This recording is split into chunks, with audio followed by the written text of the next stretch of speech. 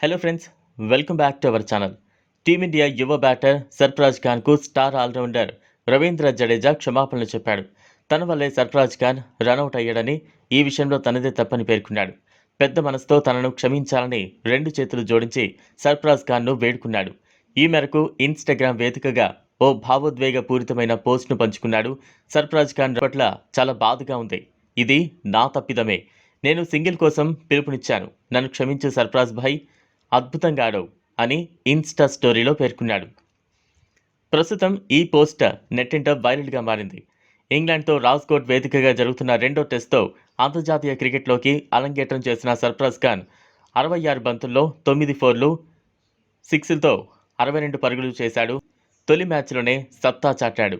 దూకుడుగా బ్యాటింగ్ చేస్తూ టెస్టుల్లో భారత్ తరపున వేగవంతమైన హాఫ్ సెంచరీ నమోదు చేశాడు. స్వేచ్ఛగా బ్యాటింగ్ చేసిన సర్ఫరాజ్ ఖాన్ సునాయాసంగా సెంచరీ చేసేలా కనిపించాడు. కానీ రవీంద్ర జడేజా తప్పిదం కారణంగా అతను రనౌట్ అయ్యాడు.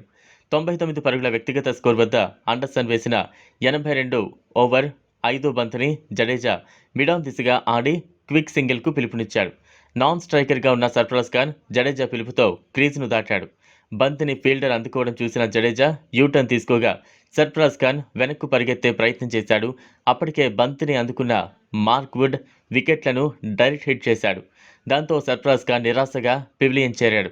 అసాధారణంగా బ్యాటింగ్ చేసిన సర్ఫరాజ్ ఖాన్ రనౌట్గా వెనుదిరగడం చూసి అతని తండ్రి, సతీమణితో పాటు కెప్టెన్ రోహిత్ శర్మ కూడా తట్టుకోలేకపోయాడు.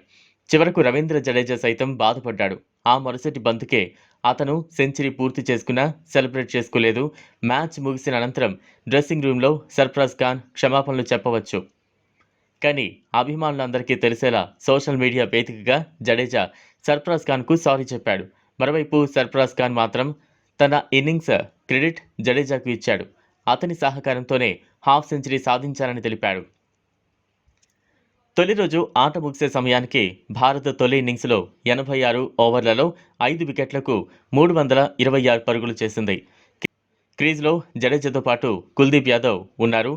సో ఇది ఫ్రెండ్స్ ఇవాల్టి వీడియో. ఈ వీడియో కనుక మీకు నచ్చినట్లయితే లైక్ చేయండి, షేర్ చేయండి, ఛానల్ను సబ్స్క్రైబ్ చేసుకోండి. Thanks for